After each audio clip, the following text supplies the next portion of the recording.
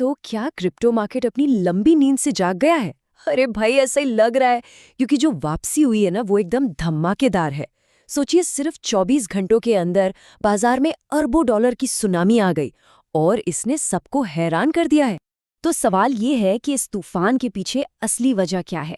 क्या ये बस एक छोटी मोटी तेजी है, या फिर हम किसी बहुत बड़े बदलाव की शुरुआत देख रहे हैं?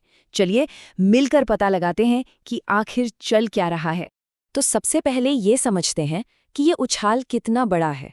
देखिए, ये किसी एक दो कॉइन की कहानी नहीं है, ये तो पूरे के पूरे बाजार में एक जबरदस्त पॉजिटिव लहर है। जरा इस नंबर पर गौर कीजिए, 150 अरब डॉलर। जी हाँ, इतनी बड़ी रकम सिर्फ एक दिन में मार्केट में आई है। इसका सीधा मतलब ये है कि जो बड़े बड़े इन्वेस्टर्स थे ना, वो अब किनारे बैठकर तमाशा नहीं देख रहे हैं, वो पूरे कॉन्फिडेंस के साथ गेम में वापस आ चुके हैं। तो अब बात करते हैं कि इस रैली को लीड कौन कर रहा था। और इसमें कोई हैरानी की बात नहीं है, हमेशा की तरह मार्केट के दो सबसे बड़े खिलाड़ी बिटकॉइन और इथेरियम ही सबसे आगे थे। बिटकॉइन ने $67,000 का जो एक साइकोलॉजिकल लेवल था, उसे पार कर लिया, और उधर इथेरियम भी $2,000 के ऊपर निकल गया। और देखिए, जब ये दोनों दिग्गज इस तरह के बैरियर तोड़ते हैं ना, तो पूरे मार्केट में एक नए कॉन्फिडेंस की लहर दौड़ जाती है। और इसका असर हमें साफ साफ देखने को मिला। सबसे जरूरी बात यह है कि ये जो तेजी थी, वो सिर्फ इन दो बड़े नामों तक ही नहीं रुकी। इस पॉजिटिव लहर ने तो लगभग पूरे ऑल्ट कॉइन मार्केट को अपने साथ ऊपर खींच लिया। लेकिन कहानी यहीं खत्म नहीं होती। रुकिए, इस कहानी में एक सरप्राइज हीरो भी है। एक ऐसा प्लेयर जिसने अपनी रफ्तार से बड़े बड़े दिग्गजों को भी पीछे छोड़ दिया। तो एक तरफ जहां सबकी नजरें बड़े प्लेयर्स पर टिकी थी, वहीं पर्दे के पीछे एक और कहानी चल रही थी। एक ऐसी कहानी जो दिखा रही थी कि मार्केट में फिर से जबरदस्त, मतलब एग्रेसिव बाइंग शुरू हो गई है। और वो स्टार परफॉर्मर था चेन लिंक, यानी लिंक। इसने तो सिर्फ 24 घंटों में 14% से ज्यादा की छलांग लगा दी। अब ये उछाल सिर्फ एक मजबूत रिकवरी नहीं है, ये भी दिखाता है कि डिसेंट्रलाइज्ड ओरेकल सर्विसेज की डिमांड कितनी बढ़ रही है।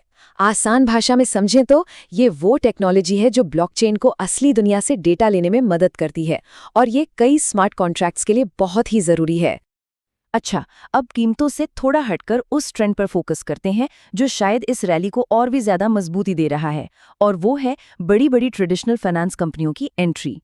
देखिए, ये सिर्फ छोटे मोटे इन्वेस्टर्स की भीड़ नहीं है जो बाजार को ऊपर ले जा रही है। असली कहानी तो पर्दे के पीछे चल रही है, जहां मास्टरकार्ड जैसे फाइनेंशियल जायंट्स चुपचाप अपनी बड़ी बड़ी चालें चल रहे हैं। मास्टरकार्ड की स्ट्रैटेजी बिल्कुल क्लियर है। वो स्टेबल कॉइन से जुड़े कार्ड्स ला रहे हैं, डीफाई इंटीग्रेशन पर काम कर रहे हैं, मतलब वो ट्रेडिशनल बैंकिंग को उस नई फाइनेंशियल दुनिया से जोड़ रहे हैं जहां कोई बिचौलिया नहीं होता। साथ ही वो मर्चेंट्स को सीधे क्रिप्टो में पेमेंट लेने की सुविधा भी दे रहे हैं। उनका मकसद एकदम साफ है, पारंपरिक फाइनेंस और डिजिटल एसेट्स के बीच जो गैप है, उसे भरना। चलिए, अब बड़ी हेडलाइन से थोड़ा आगे बढ़ते हैं और देखते हैं कि इकोसिस्टम के बाकी हिस्सों में क्या चल रहा है। तो ऑल्ट कॉइन्स की दुनिया में भी काफी हलचल है। एक तरफ ट्रॉन और कार्डानो जैसे पुराने और मजबूत खिलाड़ी हैं जो अपनी टेक्नोलॉजी की वजह से इन्वेस्टर्स का भरोसा जीत रहे हैं, और दूसरी तरफ नए नए प्रीसेल प्रोजेक्ट्स हैं जो ज्यादा रिटर्न का वादा करके रिस्क लेने वाले इन्वेस्टर्स को अपनी तरफ खींच रहे हैं। और मेरे हिसाब से असली कहानी तो यही है। कीमतों के उतार चढ़ाव के शोर से दूर डेवलपर्स चुपचाप भविष्य बना रहे हैं।